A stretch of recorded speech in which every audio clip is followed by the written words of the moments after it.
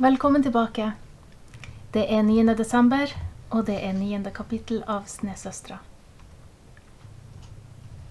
Jeg vrei meg rundt slik at jeg kunne skimte inngangsdøra, og akkurat da kom hun ut. Hun hadde en diger blomstrete veske som så sprengfull ut, og hun smilte over hele ansiktet. Julian, unnskyld at det tok litt tid. Jeg har aldri vært i svømmehallen før, og jeg var litt usikker på hva jeg trengte, men nå er jeg i hvert fall klar. Jeg håper du ikke holdt på å dø av kjedsomhet, Julian. Julian, hvor du er? Hedvig gikk nedover gangstien, og nå måtte hun vel oppdage mannen, tenkte jeg. Nå måtte hun få øye på den gamle, underlige fyren, og han måtte se henne. Men ingenting skjedde, ingenting annet enn at hun ropte på meg igjen. Julian, skulle vi ikke svømme? Jeg reiste meg fort. Hun sto ved gangstien med den store blomstrete veska, og så spørrende på meg, men den gamle mannen, han var igjen forsvunnet. Jeg snudde meg og kikket oppover og nedover veien, men jeg kunne ikke se han noe sted. Vent litt, sa jeg til Hedvig. Så sprang jeg ut gjennom porten og rundt gatehjørnet for å sjekke om han var der, men også der var det tomt. Jeg skyndte meg tilbake til henne. Han måtte ha gått fort og stille, og jeg ble irritert over at han hadde sluppet unna på den måten. Hva det er, spurte Hedvig. Han gamle mann igjen, sa jeg. Hvilken gammel mann? Du husker vel han som gikk og luska ut i hagen i går. Hun så på meg. Det så ut som hun skulle til å si noe, men så beit hun seg i leppa. Han hadde med seg nøkkel, sa jeg. Han hadde nøkkel til huset ditt. Hedvig bøyde hodet og stirret på sneen foran seg. Du må jo vite hvem han er, spurte jeg. Og da kjente jeg at jeg ble enda mer irritert, ikke bare på mannen, men på Hedvig som plutselig skulle være hemmelighetsfull. Han har nøkkel, sa jeg. Endelig så hun opp. Det kan vel hende at jeg vet hvem han er, sa hun langsomt. Hun var helt alvorlig, og i øynene hennes var det noe jeg ikke hadde sett før, som om noe eller noen liksom stakk henne og gjorde det vondt. Ja, men det kan hende at jeg ikke kan fortelle deg det. Men hvorfor? Er du redd for han? Det kan hende jeg ikke vil si hvorfor heller. Men hva er det med han? Hvorfor har han nøkkel? Hun tok et skritt mot meg, så slapp hun den digre veska rett ned i sneen og slo armene rundt meg. Julian, sa hun. Det er ikke alt jeg kan fortelle deg, ikke enda.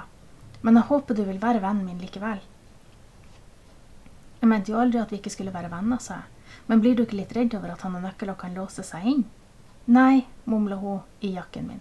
Nei, jeg blir ikke redd. Ikke for det. Men hvorfor kan du ikke bare si det da, sa jeg. Ikke spør mer, vær så snill, sa hun. Lover du at du ikke er redd for han? Hun nikket. Jeg lover. Men det så ikke ut som hun mente det. Hvis hun gikk rundt og var redd, og hvis han kunne låse seg inn og hun var alene. Men jeg fikk ikke sagt noe mer, for nå rettet Hedvig på lua og så på meg som om ingenting hadde skjedd. Kan vi gå nå? Vi skulle jo svømme, og jeg kan nesten ikke vente til jeg lærer det. Kan vi gå, Julian? Jo, sa jeg, vi får vel det. Hurra! Svømmehallen var stille nå rett før jul. Alle var sikkert travelt opptatt med å fly frem og tilbake mellom butikker og juleverksted og kakebaks og granhugging i skogen og alt det hyggelige man pleier å gjøre før jul. Hedvig og jeg hadde nesten hele bassenget for oss selv. Jeg startet på grunna. Hedvig nølte med å komme ut til jeg så at hun hutret. Først skal du bare vende deg til vannet, sa jeg. Å, sa hun. Forsiktig klatret hun ned badestigen. Det er kaldt, sa hun, men det biter ikke seg. For det var det pappa alltid pleide å si til meg når jeg skulle lære å svømme. Vi får nå se på det, sa hun.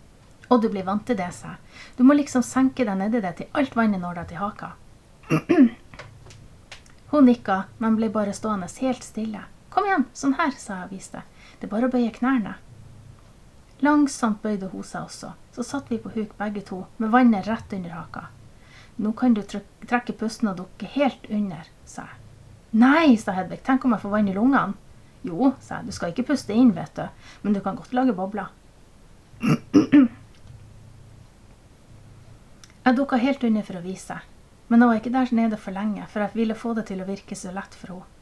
Og jeg smilte da jeg kom til overflaten. Ser du, lett som ingenting. Sa Hedvig. Så trakk hun endelig pusten og dukket ned. Jeg trodde hun skulle komme opp med det samme, men det eneste som steg til overflaten var noen små bobler. Hun ble og ble der nede under vann, og ble der. Og endelig hoppet hun opp foran meg. Vannet rant fra håret som nå lå som en rødbrun hjelm rundt hodet. Så du det, sa hun og lo høyt. Jeg klarte det. Hun prøvde det noen ganger til, Men så sa jeg vi kan gå opp til kanten. Opp alt, sa hun skuffet. Men nå har jeg jo klart det. Vi må øve litt på beinsparkene, sa jeg. Hedvig lærte fort. Hun så på en liten stund hvordan jeg gjorde det, så la hun seg ned på flisene ved siden av meg og gjorde det samme. Du er kjempeflink, sa jeg. Jeg synes plutselig stemmen min hørtes litt ut som pappa sin. Sånn pleide han å skryte av meg når han skulle lære meg noe. Og det hjalp med skryt, det visste jeg godt, for da lærte man fortere. Siden du er så flink, fortsatte jeg, kan vi gå ut i vann igjen? Jippi, sa Hedvig. Så gjør du sånn som jeg lærte deg med beina, og sånn som det her med armene. Jeg viste hvordan man kråla. Sånn, sa hun og herma. Helt riktig, sa jeg. På en prikk, sa hun. Helt riktig på en prikk, sa jeg. Så bøyde deg fremover og legg på svøm, enkelt og greit.